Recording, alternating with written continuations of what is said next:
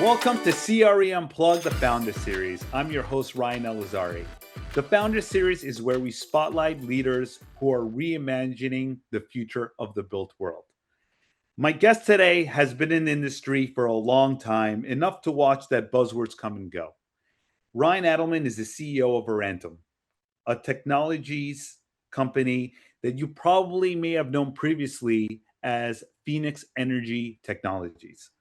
For over 22 years, they have been the team that large multi-site portfolio operators trust to manage the systems that keep their buildings running. We're talking about HVAC, refrigeration, lighting, and energy.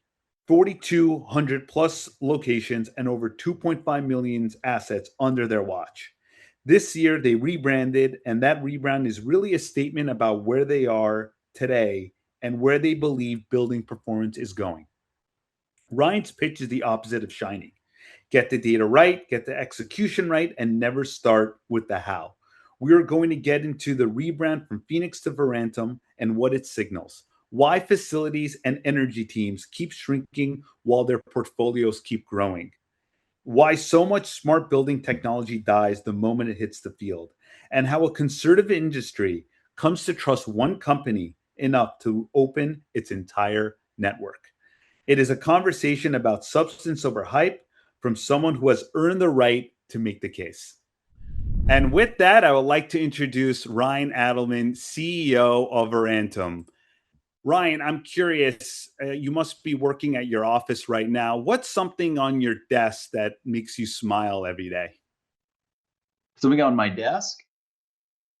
Well, that's funny. I've got this owl. I don't know if you can see it, which holds my Yeah. glasses. I think that's my wife gave me, and my kids like to play with, and it disappears. So I think that always get a little laugh out of that when I see that, and they dress it up sometimes when I come in. So it's a fun surprise to sit down at the desk. Good question.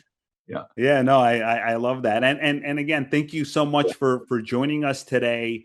One thing that I did some digging and I found out that back in the late 90s, you were selling custom bikes. And I just want to know, like, how do you go from selling custom bikes to now running Verantum? Yeah, well, it's there is no straight path. I think in anyone's career, most people I don't know have never taken a straight path. It's like sailing. If you zoom back out, you can kind of see how you've been tacking, and if you understand sailing in a general direction, but you go side to side. And um, y- you know, coming out of college, I was an English major. I was like, what am I going to do with that? And but my biggest love at that time was cycling and bicycle, and I was a bicycle mechanic. So I said, all right, this is something I know.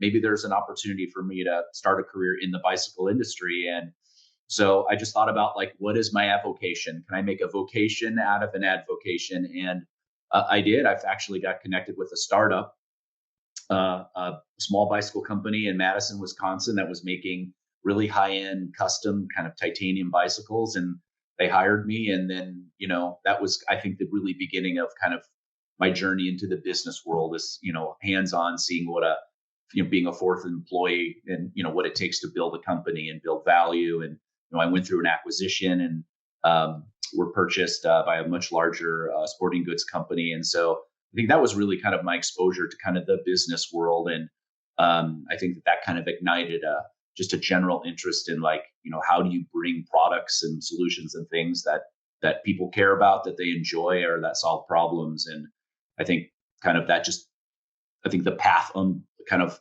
unfurled itself from that point in time. Yeah. That's must have been such great experience, right? Like you went right into a company and you've helped like build it up to where it was. And as you said, it gave you kind of like that foundation to understand how to build a Yeah. product and grow from there. That's Absolutely. very rare.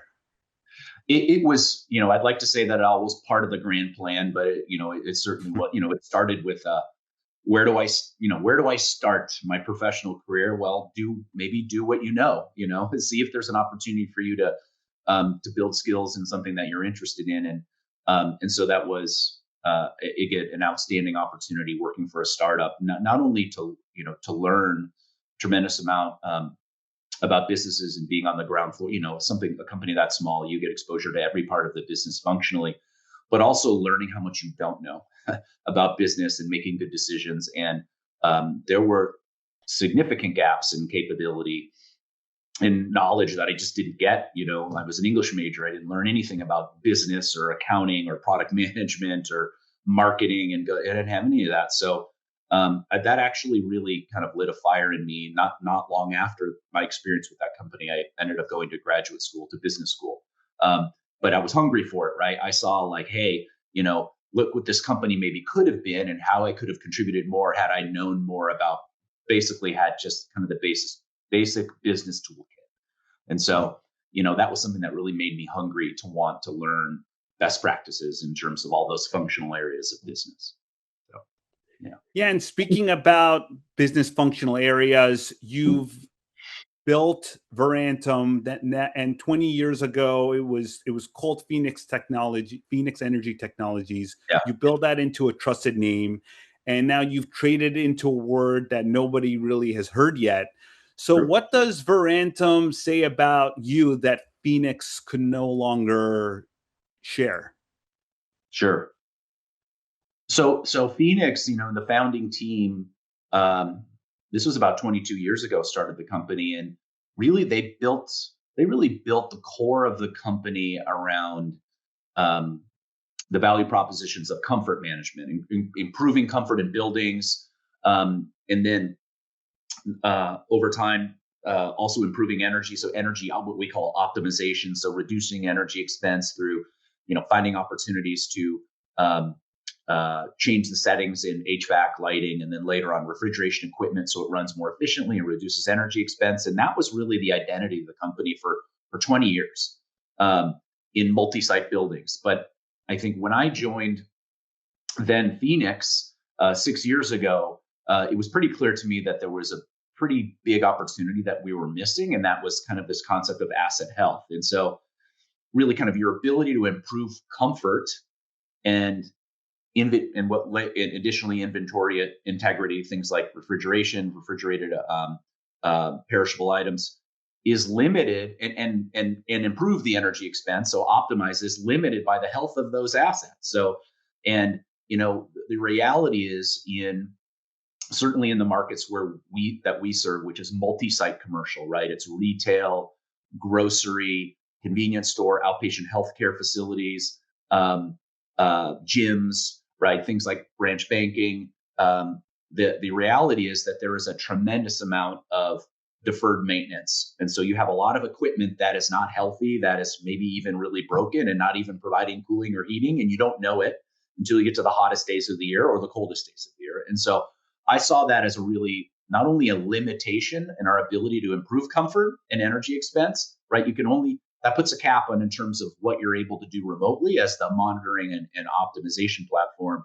But it was a big opportunity for our customers. So where we invested significantly, especially in the last 2 years, since I assumed the CEO role, was really leveraging that expertise and our energy asset integrations and data enrichment to, I think, truly transform the way that our customers manage the full life cycle of those energy intensive assets. And by energy, for the most part, I'm talking about HVAC and refrigeration.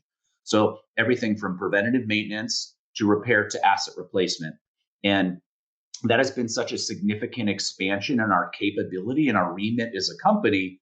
The old company name, it just didn't really support that broader mission of who we are and what we do. So we felt it was really time to rebrand the company because we've changed so much. So. Yeah, and with that change, I think what's great is you're pushing this idea about preventative maintenance, which you aren't seeing right now with a lot of these companies, especially these older legacy companies who've been set in their ways. And they don't believe in preventive maintenance. They want to believe in deferred maintenance. When something is broken, that's when they react. So I wonder how do you kind of switch people's mentalities or these owners' mentalities to think in that preventive maintenance way? Well, so your statement is correct, and even in the cases where most of our customers have preventative maintenance schedules, right? Just for example, it's not uncommon for most of our customers to have, let's talk about HVAC equipment, like two Yeah. major or two minor PMs per year, right? They do that on a calendar basis. But there's I think what we found is there's so much of a smarter way to do that than we think that when you have a large portfolio of buildings and tens of thousands of assets, and some of our customers have 20,000 locations, and do the math, 4 to 6 rooftop units per, you're getting really big numbers. Um, when you're trying to manage those assets just based on a calendar, then that is to fundamentally deny the fact that equipment is aging at different rates, that you have vastly different conditions where that equipment operates. Like, for example, in a area of the country where there's a lot of salty air, right, near the Yeah. ocean, or where there are significant seasonal changes in terms of winter and summer and humidity. And so what we found was that a much smarter way of deploying capital and resources for preventative maintenance should be based on the condition of the assets. How healthy are those assets? So we have found that, and that has been that is a fundamental change from the way that the industry does it today. Again, today it's calendar based or it's reactive.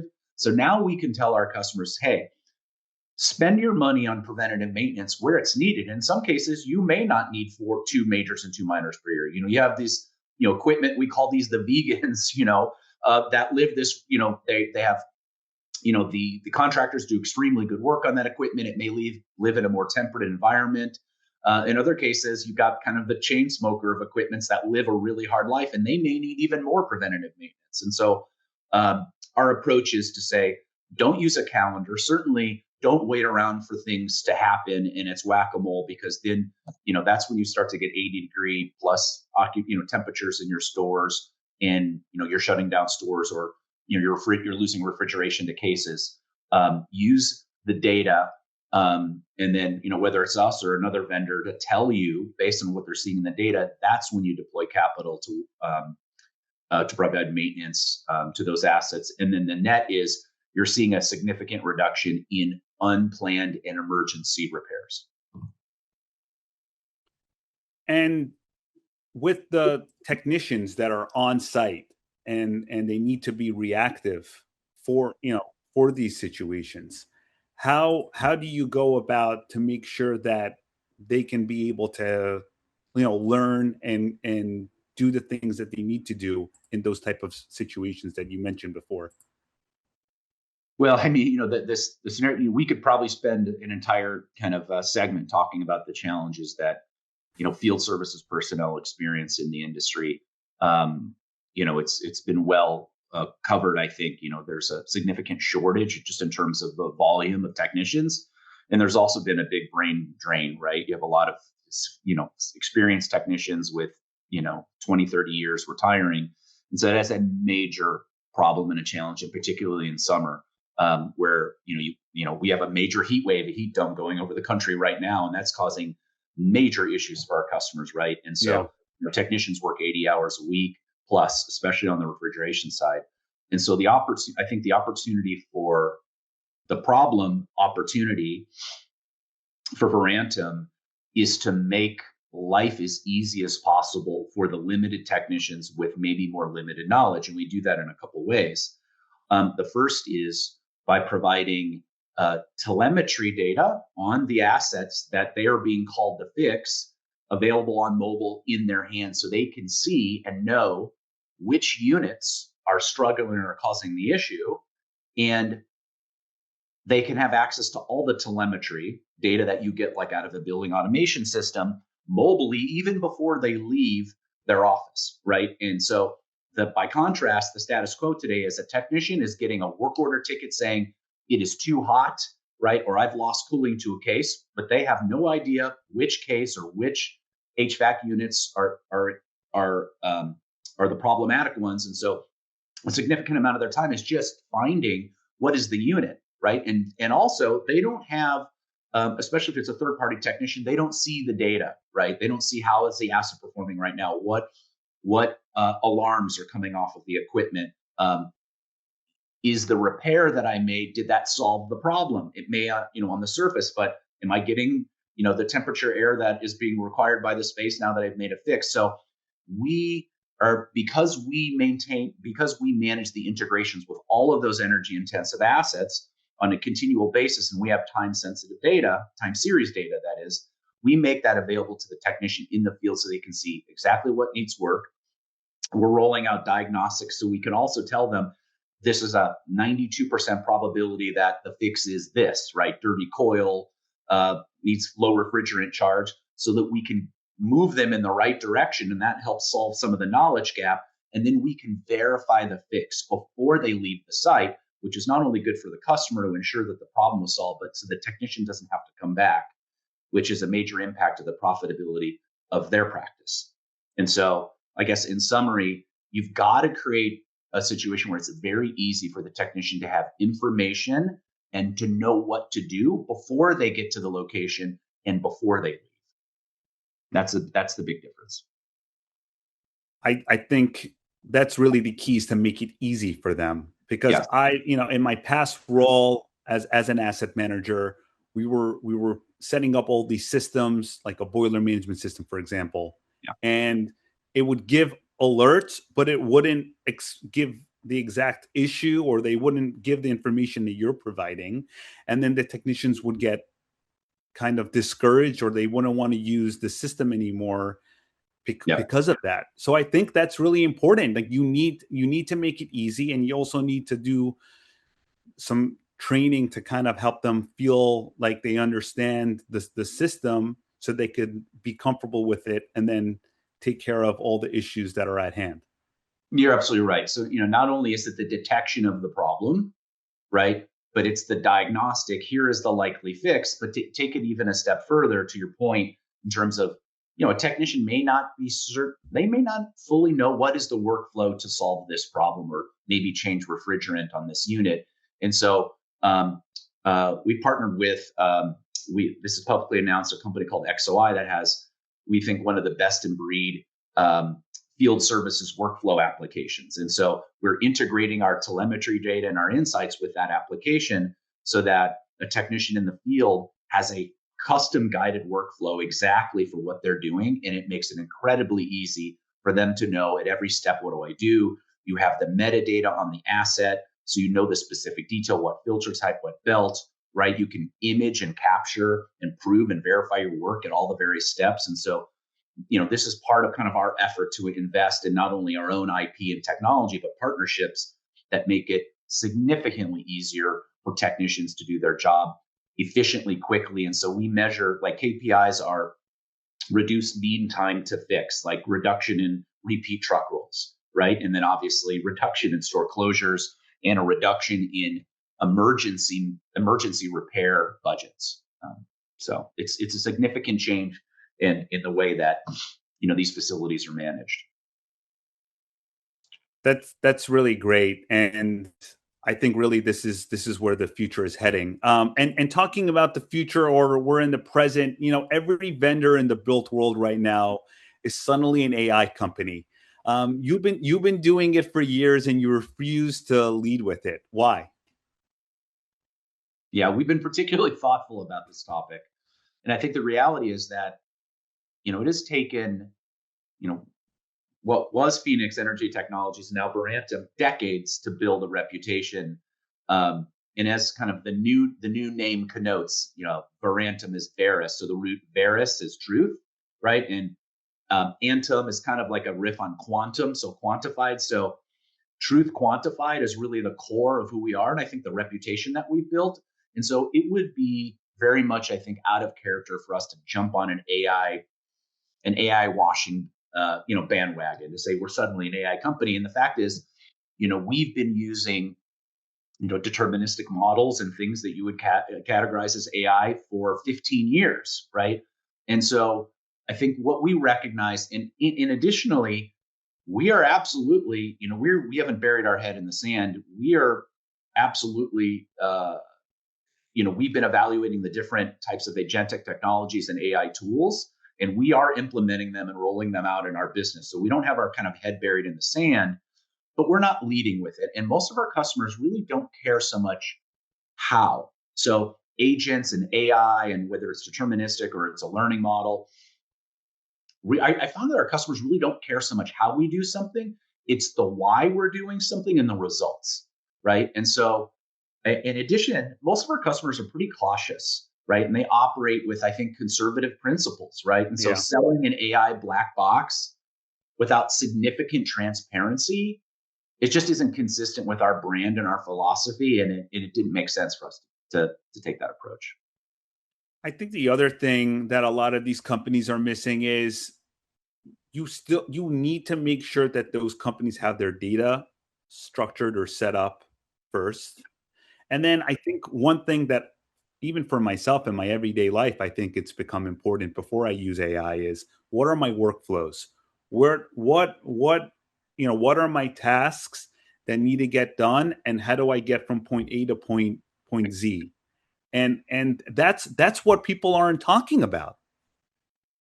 Well, yeah, it's so true. We've built a core competence and expertise in, I mean, this is an outdated term, IoT device. So that was the last wave of hype, but Right. it's integrations with equipment. So HVAC, lighting, refrigeration is kind of the world we operate in, energy intensive, maintenance intensive assets, and then all the downstream devices, whether they're sensors or you name it, right? And so we built a core expertise in ingesting and enriching that data with third-party data sources, weather, utility billing, asset metadata, which I talked about, like make, model, Yeah. and also our fault detection. And that is the most important thing, is that you have that data and you can then develop fault detection, diagnostics, insights from that. If you don't have that basis, you're not going to be able to train a model on anything. And it's like garbage in, garbage out. And then Yeah. additionally, there's this concept of training data, but also I think what a lot of companies really lack, and we've been really thoughtful when you're doing things like building agents, whether it's human in the loop or they're completely autonomous, is that you're being really clear about what is the goal, like establishing the goal of that in that workflow. And then sometimes, we joke around, we call it, trying to kill a mosquito with a bazooka. You don't need an expensive agent, consuming tons of, high compute and, tokens, when it's a pretty deterministic path, and you just need, I think, a simple algorithm can run and do the job. So it takes some discipline, because these are shiny objects and they're fun to play with. But it takes some discipline to really understand, is the goal that I'm seeking, do we really need, an agent that's running on an advanced model in order to complete that workflow? Or is there another technology or approach to do that is perfectly fit for its purpose? I want to put you on the spot here, and you could answer this or not. So finish this statement. If a vendor goes to a client and starts leading with AI, what should that customer do? I guess if I'm the customer, I want the company to describe how their AI is specifically addressing the use cases that are a challenge or an opportunity for the customer. So tell me why and how, and I would expect transparency. I don't know that if I were facility management leader or in charge of energy and facilities, for a customer like ours, Dollar Tree, for example, that I'm just going to say, yeah, that looks really cool. And I don't know what happens inside your black box, but go ahead. Here's access to I'm going to give approval to my IT department for me to plug you into all of our HVAC equipment and just let it run. I don't know that I would ever be confident. I want to understand how that system is working, what safeguards are in place, where is the human oversight.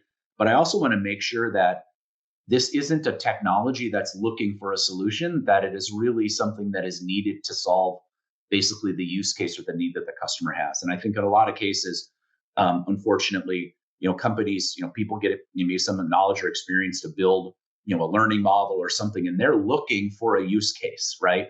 Yeah. To that, whereas as opposed to someone who really kind of more organically ground up saying, we're going to find a way to solve a problem, and it may, use a large language model, or it may not, and it may use AI, maybe just behind the scenes in the way that we kind of aggregate data and store and kind of manage data between systems. But that's only a part of the puzzle. Yeah, you mentioned something before about trust. Your customers tell their IT departments to open their networks to you. So every controller, every sensor, every building. So in an industry that's so conservative, how do you earn that trust? I think there's definitely a few key steps, and it's certainly it leads, and this goes back to kind of, I think, your earlier question about the fact that we've been doing this for now 22 years. So I think the first step is really sharing examples of how the approach has been working well for their peers, other Fortune 500 or Fortune 1000 companies. We have some Fortune 100 customers with very highly exacting IT standards and data security requirements. And so I think, needless to say, like, listen, and we can redact it, and certainly, obviously, protecting the privacy of our other customers, Yeah. basically describe our method and how it's working for their peers in the industry who have, very exacting standards, and they've vetted it. So that's kind of like gets you in the door, so that's the first Yeah. step. And I think really the second, the most substantive step is really working closely with our customers' IT departments to understand their constraints. And we clearly map out how we connect in a safe and an auditable way, and where the safety, the safety valves are, in our process. And then probably the last step is really often running a pilot. So we pilot our solution a limited number of stores so they can observe in real time in their network, in their estate, performance, in a limited scope. And I think, typically the three of those things have been the recipe for success for us. Do you feel that once there is like kind of like a FOMO where you have these companies that have trusted you, and they're now using your services, and that kind of brings on other customers to want to be your customers as well? I mean, maybe I don't know if I'd use the word FOMO, but we're very active in several of our kind of industry trade associations, like Edison Electric, EEI, which is really energy focused, Connects, which is really facility management focused, Yeah. FMIs on grocery. And so, those organizations do a really good job in knowledge and best practices sharing. And so many of our customers have taken, sat in, like Dollar General recently, talked to EEI about demand management program, which is more kind of the energy optimization pillar. And so they're sharing examples. It's a relatively small industry, I guess. And so, I think in general, there's just a general feeling that a rising tide kind of raises all boats. And so, I think it's really helpful when you have, certain companies who are, always going to be leaders, and followers or laggards are able to look at the leaders and say, hey, how are you doing? And did that work? And hey, you're someone who's a trusted voice. Like, how did this work for you? And then I think, you know, I think it that paves the way, I think, for adoption of best practices. And so I don't know if it's so much fear, it could be fear of missing out. I'm sure our customers, I know that they get pressure to say, how are you using technology and AI and things like that to improve our operations? And so they're looking around to see examples of others. And obviously we're going to share that information when they ask. Yeah. Of course, of course. You've also recently announced a partnership with Leap. Can you break it down for the building owner that's listening right now? What does it do, and what ends up in their pocket? Sure. So it, I guess I'll first by saying that, what started the path here for this partnership with Leap is, as I mentioned earlier, we manage the integrations with HVAC, lighting, refrigeration systems, right? And we have the ability to control settings and set points and schedules, right? And we use our own toolkit to do that. And so we've invested significantly and expanded our ability to manipulate, for example, load in HVAC, the way that HVAC equipment runs and consumes electricity from the grid. We can manipulate what we call buffer in those assets that help our customers either optimize their consumption patterns based on their electricity tariff, doing things like arbitraging time of use rates or peak shaving, or to provide that flexibility to the grid operator in programs that historically we've included demand response, right? And then soon, I think what we'll call virtual power plant. So partnering with Leap, we saw this as an example, as an opportunity, and I think it's an example of a partnership that we've developed to generate more utility savings for our customers by becoming really more vertically integrated in the market. And so not only does this simplify kind of the contracting process for our customers who may want to monetize their flexibility in demand response markets, right? Instead of having Verantum being the technology layer, and you've got a contract with us and maybe a third-party demand response aggregator, right? 3 different parties. Now they can just contract directly with us. We are the easy button, right? The only contract with Verantum, and we can share more of the utility capacity payments with them. So more of it ends up in their pocket. It's easier to do. They only have kind of that single throat to choke. And really, Leap is our partner that provides us market access to these different demand response programs. So with that said, though, we still work with the majority of the other large demand response providers out there. And I think that the real takeaway here is that we've gotten really good at manipulating load in HVAC equipment across hundreds of thousands of units from a single platform in a way that does not negatively impact comfort in our customers' buildings. And that is really truly going to unlock opportunities. And there'll be some more announcements soon. Kind of stay tuned in this theme where we talk about virtual power plant and our role in making that load available for even more lucrative payments from the grid as we see more demand from data centers and things driving up the price of flexibility on the grid. So Leap is just a stepping stone on this. This is going to be a tall ladder, and it's only maybe the third rung on the ladder. Yeah, with rising costs and what we're seeing right now, I mean, this is such a no-brainer for your customers. So I really excited for that and all the other announcements. You got to come back on again and tell us about those as well. Yeah, stay tuned. I want to talk about some of the mentorship you've done. You've mentored founders at Cleantech Open and Village Capital. What's the trait that tells you that this company is going to make it? Yeah, I feel like if I really knew exactly what that was, I'd probably just be a serial angel investor and sitting on a beach somewhere. Right. I think there's a couple things that I noticed that separate, I think, founding teams who are maybe really have a better chance of succeeding from ones maybe that don't.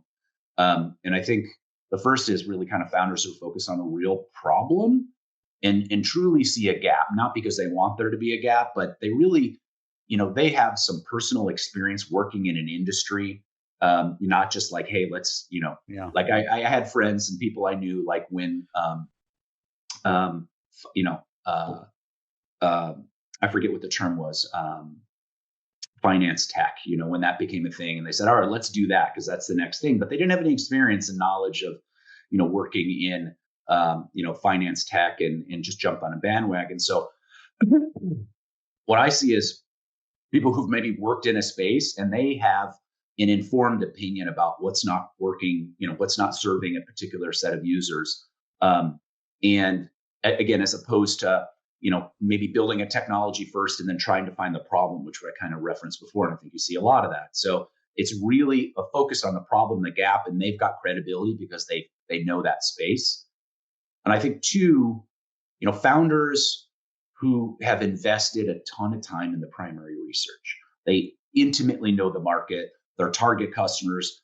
Ideally, they have advisors who are or have been their customers, can reduce the risk that they may be building something that no one is really going to buy, is another, I think, key trait you see and is really trying to be as knowledgeable as possible, and surrounding yourself by people who are knowledgeable and have more experience than you, and having that humility to do that is really smart.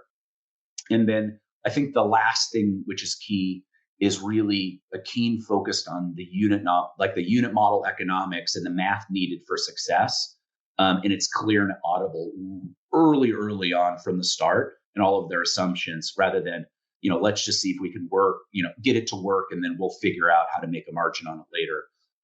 I've seen a lot of companies who maybe have done 1 and 2 that I mentioned, but were not disciplined about really understanding what the economics need to look like for success, for kind of their core capability.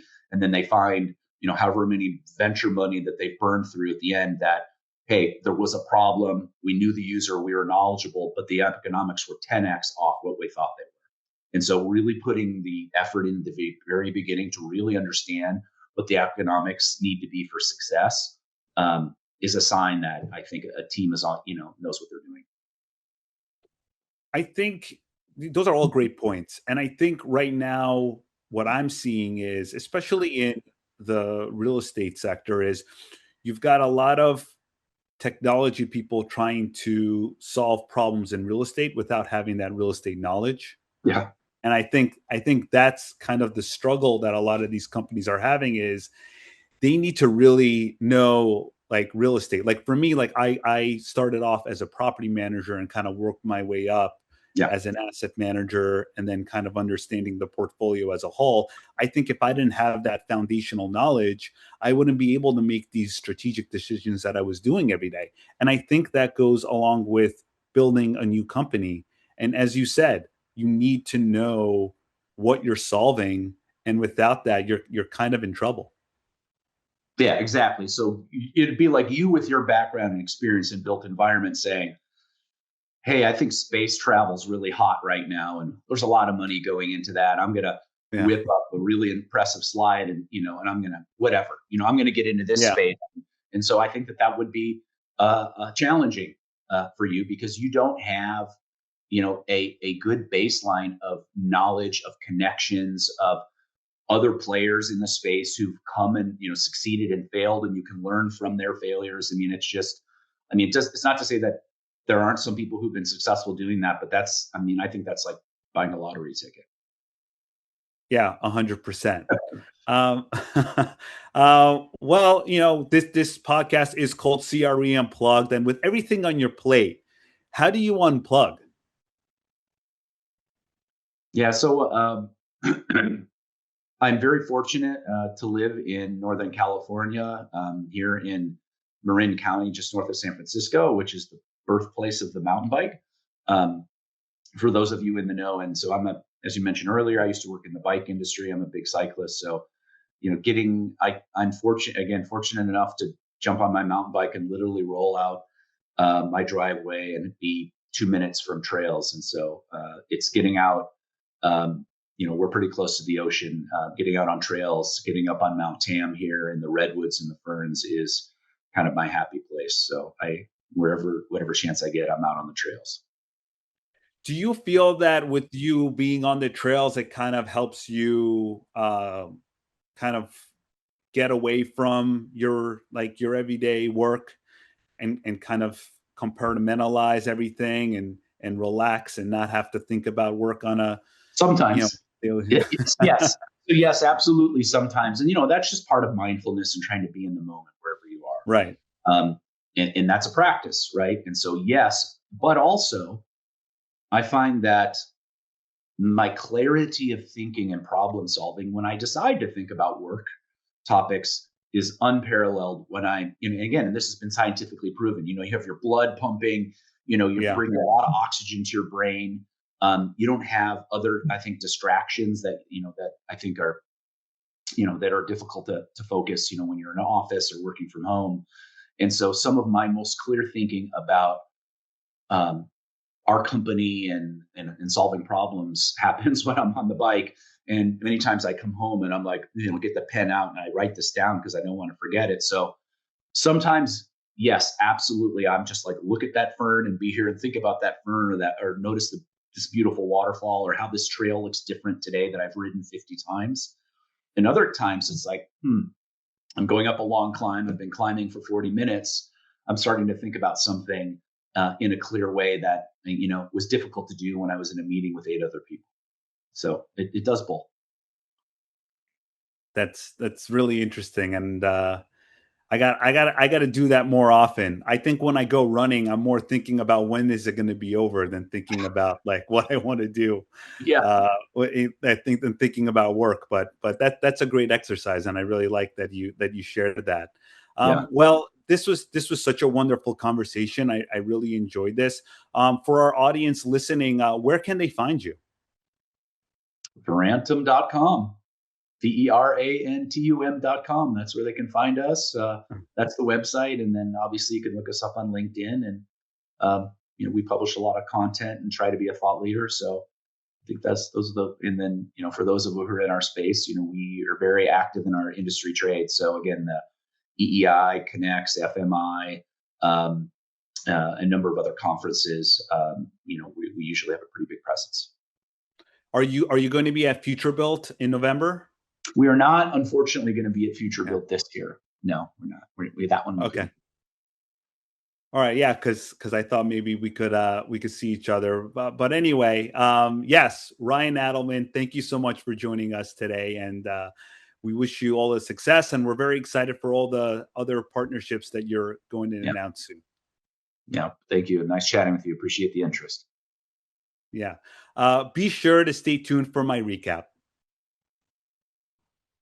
That was my conversation with Ryan Adelman, CEO of Verantum. A few things stuck with me, including a couple that hit close to home from my own years on the operating side. Stop maintaining buildings by the calendar, maintain them by conditions. Most operators run on 2 major and 2 minor PMs a year on a fixed schedule, and Ryan made the case for why that is backwards at a scale. When you have 20,000 locations and 4 to 6 rooftops units each, a calendar ignores the fact that equipment ages at different rates.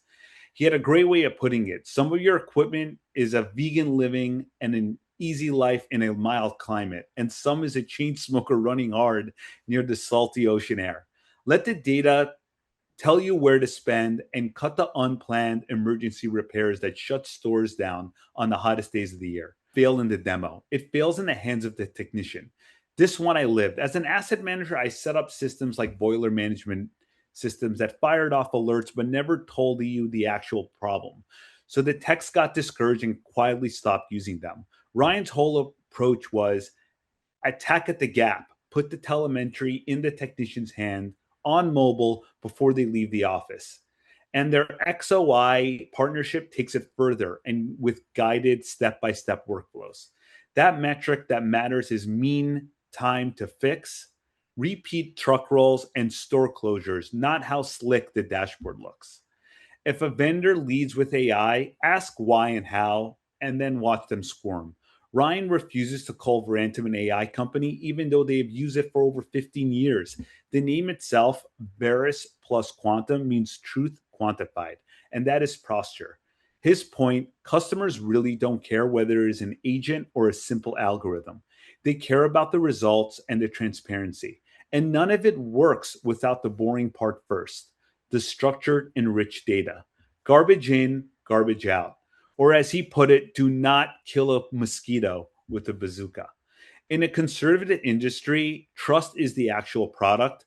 Think about the ask. Customers tell their own IT departments to open their networks and let Verantum touch every controller and systems that they own. Ryan earns that in 3 moves. Show how it already works for their Fortune 500 peers with exact security standards. Work hand in hand with an IT to map the safe and audible connection and prove it with a limited pilot before going wide. You do not pitch your way to that level of access. You earn it over 22 years. What I really loved is how Ryan talked about the traits that predict a startup will make it. He spent time coaching founders at Cleantech Open and Village Capital, and his read is really sharp. The teams that win and solve a real problem, they have personally lived, not a bandwagon they jumped on. They do primary research to truly know their customer, and they surround themselves with people from day one. He has watched too many times that teams nail the problem and the customer and then burn through venture money, and then they discover that the math was 10 times off track.